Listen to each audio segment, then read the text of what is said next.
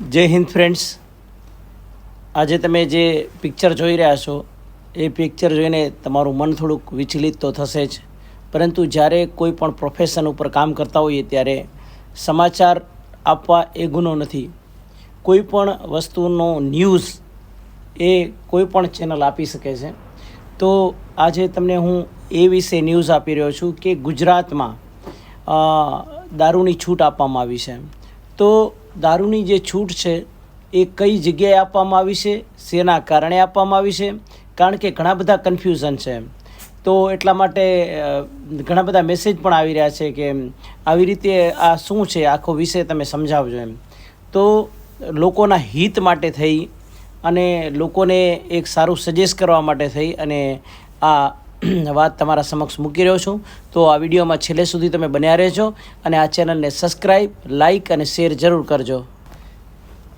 હા ફ્રેન્ડ્સ, તો gift city alcohol rules 1 એની અંદર કહેવામાં આવ્યું છે કે ગુજરાત સરકાર દ્વારા ગિફ્ટ સિટીમાં દારૂ પરનો પ્રતિબંધ હટાવી લેવામાં આવ્યો છે અને Gujarat international finance tax city gift સિટીમાં વૈશ્વિક બિઝનેસ વાતાવરણ પૂરું કરવા માટે આ નિર્ણય લેવામાં આવ્યો છે. અત્રે ઉલ્લેખનીય છે કે મહાત્મા ગાંધીનો જન્મ ગુજરાતમાં થયો હતો, તેથી આ રાજ્યની રચના થઈ ત્યારથી જ દારૂના ઉત્પાદન, સંગ્રહ, વેચાણ અને વપરાશ પર પ્રતિબંધ છે અને ગિફ્ટ સિટી સિવાય રાજ્યના અન્ય કોઈ વિસ્તારોને આવી છૂટછાટ આપવામાં આવી નથી.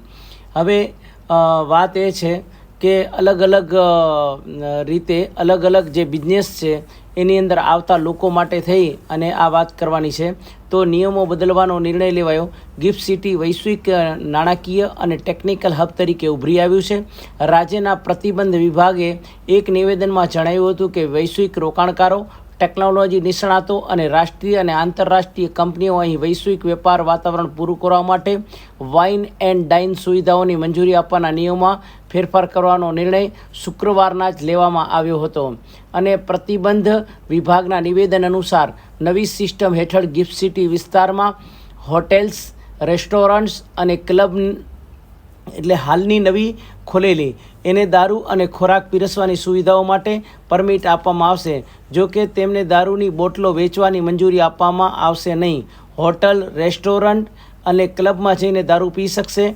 ગિફ્ટ સિટી વિસ્તારોમાં કામ કરતા લોકો અને તેમના સત્તાવાર મહેમાનો દારૂ પીવા માટે આવી હોટલ, રેસ્ટોરન્ટ અને ક્લબમાં જઈ શકશે અને ગિફ્ટ સિટીમાં કંપનીઓના માલિકો અને કર્મચારીઓને દારૂ પીવાની પરમિટ આપવામાં આવશે અને તેમના મુલાકાતીઓને કામચલાઉ પરમિટ આપવામાં આવશે.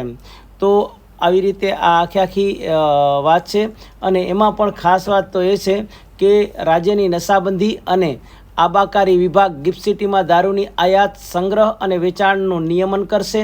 આ સમયે ગુજરાતમાં આવતા બહારના લોકો હંગામી પરમિટ લઈને અધિકૃત દુકાનોમાંથી દારૂ ખરીદી શકે છે અને વિપક્ષ કોંગ્રેસે આ નિર્ણયનો વિરોધ કર્યો છે. અને હવે જાણી લો કે FL3 લાઇસન્સ શું છે અને તે કોણ મેળવી શકે છે. તો ગિફ્ટ સિટીમાં કાર્યરત હોટલ્સ, ક્લબ્સ, રેસ્ટોરન્ટને દારૂ પીરસવાનું લાઇસન્સ અથવા અધિકૃત મુલાકાતીઓને દારૂ પીરસવા ઈચ્છતા હોય તેવા ગિફ્ટ સિટી ગાંધીનગર ખાતે કેટરિંગ સુવિધા ધરાવતી હોટેલ્સ, ક્લબ્સ, રેસ્ટોરન્ટને લાઇસન્સ મેળવી શકે છે. તો FL3 લાઇસન્સ મેળવવાની પ્રક્રિયા શું છે એની પણ આપણે વાત કરીએ. તો જે હોટલ, ક્લબ, રેસ્ટોરન્ટના નિયમો હેઠળ જરૂરી દસ્તાવેજી પુરાવાઓ સાથે નિયામક નાર્કોટિક્સ કંટ્રોલ સમક્ષ અરજી કર્યા પછી અને સરકાર દ્વારા નક્કી કરવામાં આવેલી સમિતિ સમક્ષ રજૂ કર્યા બાદ મંજૂર થવાને પાત્ર રહેશે. અને શું છે હાલની health permit, visitor permit, tourist permit અને ધારકો ગિફ્ટ સિટીમાં દારૂનું સેવન કરી શકે છે. તો આમાં ના કહેવામાં આવ્યું છે કે માત્ર ગિફ્ટ સિટીમાં સત્તાવાર રીતે કામ કરતા કર્મચારીઓ તેમજ સત્તાવાર રીતે મુલાકાત લેતા મુલાકાતીઓ જ ગિફ્ટ સિટીમાં દારૂનું સેવન કરી શકશે. ગિફ્ટ સિટીમાં કામ કરતા કર્મચારીઓને લિકર એક્સેસ પરમિટ કોણ રજૂ કરશે? તો એના માટે જવાબ એ છે કે આ પરમિટ ભેટના દ્વારા અધિકૃત અધિકારી દ્વારા જાહેર કરવામાં આવશે અને ગિફ્ટ સિટીની જે તે કંપનીઓના HR હેડ જવાબદાર અધિકારી દ્વારા કરવામાં આવેલી ભલામણોના આધારે આપવામાં આવશે અને મુલાકાતીઓની સાથે સંબંધિત કંપનીની લિકર એક્સેસ પરમિટ ધરાવતો કર્મચારી પણ હશે. હવે લાયસન્સ ધારકે ખરીદ અને વેચાણ ખાતાઓ જાળવવાના રહેશે. ખરીદેલો દારૂનો નિર્ધારિત જથ્થો અને સમગ્ર વિસ્તાર CCTVની દેખરેખ હેઠળ રાખવામાં આવશે. FL3 લાયસન્સ હેઠળના અધિકૃત વિસ્તારોમાં જ દારૂનું સેવન કરી શકાશે. અને જો લાયસન્સ ધારક લિકર એક્સેસ પરમિટ અને ટેમ્પરરી પરમિટ ધારક કાયદા નિયમો કે સૂચનાઓનું ઉલ્લંઘન કરશે તો ગુજરાત એન્ટી નાર્કોટિક્સ એક્ટ 1949 અને અન્ય પ્રવર્તમાન કાયદાઓ હેઠળ શિક્ષાત્મક પગલાં ભરવાની કાર્યવાહી કરવામાં આવશે. લાયસન્સ ધારકે તેની હોટેલ, ક્લબ, રેસ્ટોરન્ટના કેટરિંગ માટે સક્ષમ અધિકારીઓ પાસેથી ફૂડ સેફ્ટી લાયસન્સ અને અન્ય જરૂરી લાયસન્સ મેળવવાના રહેશે. હવે એમાં અલગ અલગ લોકો પ્રશ્ન પૂછી રહ્યા છે કે FL3 લાયસન્સ ધારક રાજ્યના અન્ય પરમિટ ધારકોને દારૂ વેચી શકશે? તો એ કે ના, એ લોકોને નહીં વેચી શકે. પછી બીજો પ્રશ્ન છે કે લાયસન્સની જગ્યા સિવાય અન્ય કોઈ જગ્યાએ દારૂ પીરસી શકાય કેમ? કે હવે એના જવાબમાં એ છે કે જ્યાંથી લાયસન્સ આપવામાં આવ્યું છે તે સ્થળ સિવાય અન્ય કોઈ જગ્યાએ દારૂ પીરસી શકાશે નહીં. હવે ત્રીજો પ્રશ્ન એ છે કે FL3 લાયસન્સવાળી જગ્યામાં કોણ પ્રવેશી શકે છે? તો એમાં જવાબમાં એ છે કે માત્ર લિકર એક્સેસ પરમિટ અને ટેમ્પરરી પરમિટના ધારકો જ જરૂરી વેરિફિકેશન દાખલ કરી શકશે. હવે એક પ્રશ્ન એ છે કે શું વિદેશી દારૂનું સેવન કરનાર વ્યક્તિ પીધા પછી વાહન ચલાવી શકે છે? તો એના માટે ખાસ કહેવામાં આવ્યું છે કે કોઈ પણ વ્યક્તિ ડ્રિંક્સ એન્ડ ડ્રાઈવ નહીં કરી શકે. કોઈ પણ વ્યક્તિ દારૂ પીને ડ્રાઈવ કરી શકશે નહીં. અને વિદેશી દારૂનું સેવન કરનાર વ્યક્તિ એનું સેવન કર્યા પછી વાહન ચલાવી શકતી નથી. અને દારૂ પીવા માટે વયની મર્યાદા શું છે, એટલે કે કેટલા વર્ષના લોકો દારૂ પી શકે છે? તો એના માટે એણે કીધું છે કે 21 વર્ષથી વધુ ઉંમરના લોકોને લિકર એક્સેસ પરમિટ અને ટેમ્પરરી પરમિટ આપવામાં આવશે. અને બીજો એક પ્રશ્ન એ છે કે પરમિટ ધારકે કયા કાયદાનું પાલન કરવું પડશે? તો એમાં એક વસ્તુ એ છે કે liquor access permit, temporary permit અને FL3 લાયસન્સ ધારકોએ કેન્દ્ર અને રાજ્ય સરકારોના તમામ વર્તમાન કાયદાઓ અને નિયમોનું પાલન કરવું પડશે.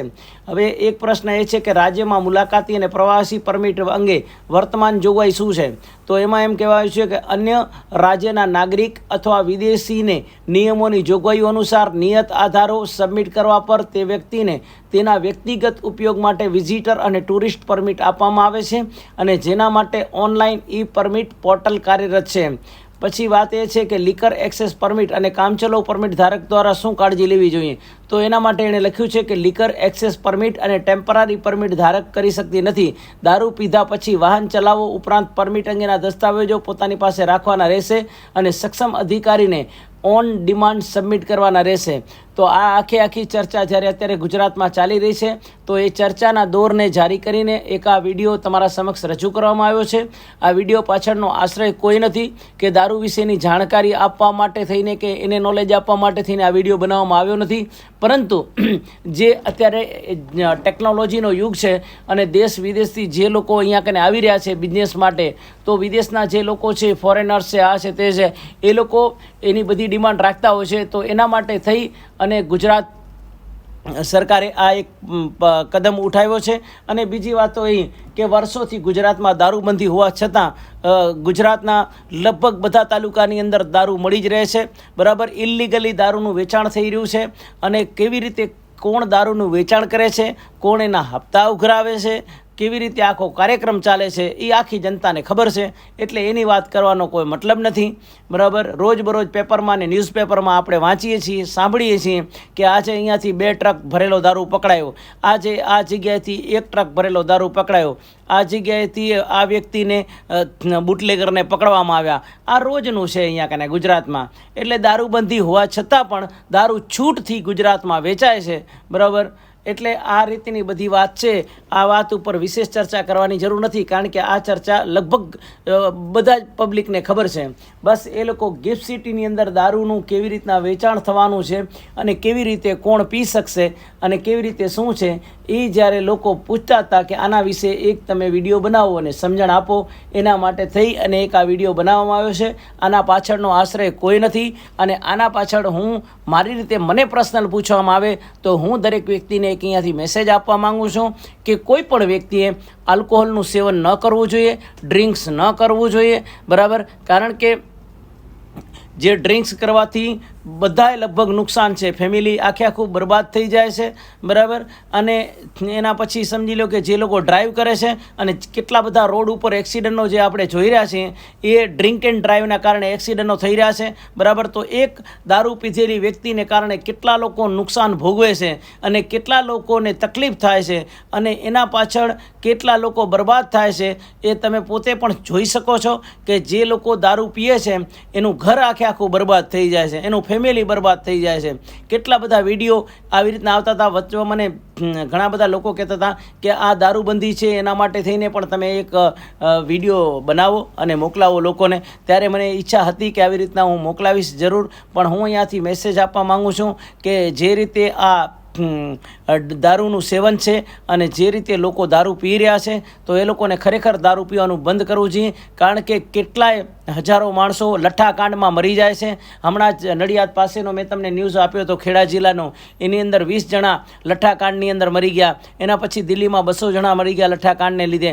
ગયા વખતે રાજકોટમાં પણ 50-60 જણા લઠ્ઠાકાંડમાં મરી ગયા. તો આ બધી વસ્તુ દારૂના લીધે થાય છે. તો દારૂ પીવાનું બંધ કરો. જય હિન્દ.